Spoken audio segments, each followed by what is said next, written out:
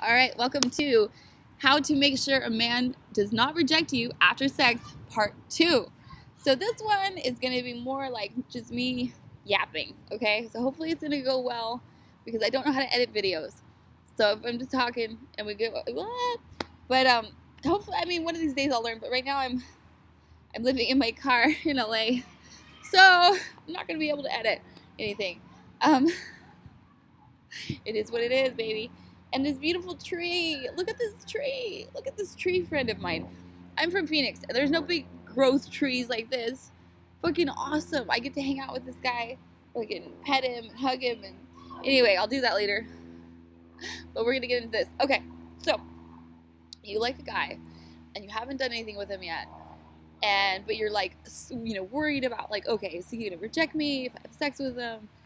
I really like him, but I also don't want to be rejected, and I'm scared, blah, blah, blah. Okay, so what are the reasons why a man would reject you after sex anyway, okay? Let me break this down. It's not going to be because you had sex too soon, okay? For guys, there's not really a too soon for guys. There really isn't. I mean, you might want to have, like, a street taco before you have sex. I mean, unless he's religiously brainwashed. This is the thing. Okay, so number one would be shame. So if he has a lot of sexual shame, if he's got a lot of religious conditioning, if he's scared about you making noises and he's judgmental, whatever the fuck, right? Hey, that's not someone you want to fuck anyway. Period. Let them go grow up on their own. Far away from you. Okay? You don't want to deal with that. Two, that you're not really a good match anyway. You're not really, like, maybe you're more of a brother and sister type, you look very similar to each other, your DNA's too close, you're not actually, like, a long-term relationship match, right? But the thing about guys is, so our sexuality is more of a spiral, right? We're pulling it in, we're moving the energy in circles, right? And once we start coming, we can keep coming. Okay, with guys, their sexuality naturally is more like a rocket ship, right? So it's propelled in a straight line, and it's got a target. It's like a missile, right? Kind of like that's male sexuality. Unless it's refined, if guys are older and they've done meditation and, their sexuality can be very far advanced. But if we're dealing with young men or normal, regular men, right? And who wants to deal with them? But no, just kidding. Anyway, off on a tangent here. So male sexuality, right? It's more like a straight line, okay? Like a missile, okay? So if a guy's out, right? He's looking for sex. He's like, maybe he hasn't come in 3 days, right? Or I mean, it depends. If he's 18, right? He probably needs to come every day. If he's 40, maybe twice a week. Male sexuality goes in gradations, right? But let's say we've got an 18-year-old boy. And he wants to come twice a day. Like, he's full on, full of zhing, full of energy, right? Okay, so he's going to go for whoever is in his environment. So let's say he looks, very similar to me. He's got the same, slightly wide shoulders and blah, blah, blah. He's not super attracted to me. But the fact is, I'm the only girl there, okay? So if we've got an 18-year-old that needs to come, right? I mean, this is something this happens, okay, quite often.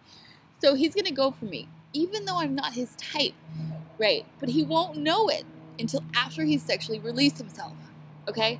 So after he sexually releases himself, he sobers up. He's now, he doesn't have that missile, right? He sobers up and he's like, I could have done better. And I don't think I want to see that girl again. This happens all the time. Okay, so how do we operate sexually, get our sexual needs met, have fun, go out, meet guys, but not get used, not get tore up, not get left or abandoned, all this shit, right? How do we do that? And there's a very magical, lovely trick to it. Okay, so like I said, male sexuality is like a fucking missile, okay? So it's gonna pop off, right?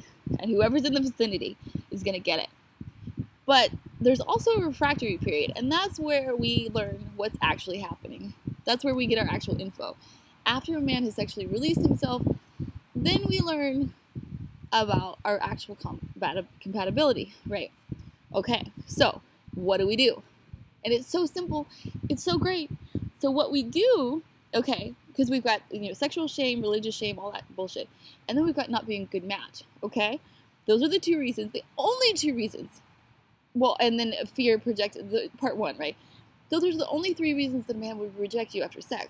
Why would he not want to have sex again? He's a man, come on. Okay, so, right, you're with me? Okay. So the way that we get around this is we give him a sexual release, but not with our vagina. We don't connect with him, pussy to cock. We don't make that connection. We don't start making energetic attachments through our genitals, right? We don't make any babies. We don't, there's nothing, okay. Then what we do, we kiss him, and we touch on him, and he touches on us, and then we immediately give him an amazing, wild, sexy blowjob, okay? So this is a way, it's very hard to actually get STDs through blowjobs. The saliva, if you work up enough saliva, it actually has a lot of great protections. Also, you always want to give someone a nurse, you want to look at that thing. Look at the thing in the light, right? If it's got any bumps or strange colorations, ask about them. Don't do it, right? Anyway, but you can get away with, there's some leeway with oral sex. As far as picking up STDs, there just is, period. But, you could use a condom maybe. Do people do that? I don't know. I'm trying to be real here. It's very important to use a condom with genital sex for sure. Maybe all sex, it just depends on where you're at. But anyway, so you give this guy amazing, wild, and unrestrained, right? You don't want to be, oh, do I look weird? Am I sticking my tongue out weird? Am I this? Am I that? Just, close your eyes, go fully into the energy, give him a wild, awesome, unrestrained, amazing blowjob. And when he comes, you imagine that he's shooting that energy all over your face, rub it in. It's very good for the skin. It's amazing for the skin, right? Okay, so you show yourself to be sexually shameless, or as close to it as that you can get, right? And if he has a bunch of shame, right, he'll outright reject you after that. Okay. 2, now that he's come, if you're not actually a good match, he'll outright reject you after that. Okay. So what we've got here, and this is so you're not going to be worried about, if he's going to reject you or not, because you just gave him a blowjob. You absorbed his energy and his zinc and his vitamins and his everything, right? And you use it for a face cream, right? You use his energy and you processed it and you got something, right? You went out and you gathered, hunting and gathering. You gathered something awesome for yourself. You're not going to be worried about it. This is the key here. Okay, so you let him sexually release this beautiful, amazing blowjob, right? And then just give it time. So if he's a good match to you, and if he's sexually uninhibited, if he's going to be good in bed, right, he will most certainly be following up with you. He will be calling you. He will be, telling his friends about this amazing blowjob, and he'll be calling you the very next day. Maybe 2 days. I don't know. 2 days. He'll call you soon, okay? But if he rejects you, no big deal. No sweat off your back, right? Because you got that energy.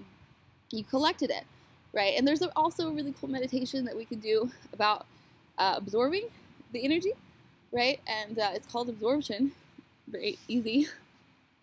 But using that sexual potency, right, to create your own spiritual embryo in your mind, it's part of the White Tiger's teachings.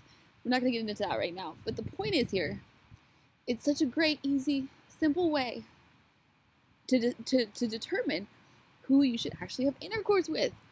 You're going to learn so much. You're going to learn about their cock and whether you like it or not. You're going to learn the noises they make and whether they have shame or not, whether you're actually a good fit for each other.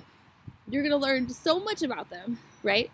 But you never, ever opened your pussy to them. You never, took any chances about whatever. You're still closed in yourself. You're still in your own energy, right? But yet you opened yourself. You showed them a little bit of your tricks and your passion, right? So it's like this amazing doorway where we're gathering information, and you can actually gather a lot of information from their semen as well. With absorption, you can taste the energy, and you can actually sort of feel what it's like to be them, what their issues are. We'll get into that in another video. But anyway, go forth, protect yourselves, and try this out. Try this out because it's very telling, and it's this great doorway, great barrier, so that you can actually go through life and never be rejected after intercourse again. Because that's a fucking sucky thing to happen to a woman. You open your pussy to someone, and they, jerk off in it, or whatever, have some horrible, good experience or bad experience, and then the guy freaks out, and you find out that he has a girlfriend, or he has a wife, or he's a fucking Catholic or a Jew, and he's all fucked up with the religion. You don't want to deal with that ever. Fuck that. So anyway, try my methods, part 1 and part 2. Like, subscribe. I'm going to be setting up the channel, need more content on it, and I'll see you later. So this is Dawn Moret, and this is going to be part of the, I think this playlist is going to be called Smart Whores Know. I think it's fun, and I don't mind the label at all. So see you guys later. Love you. Bye.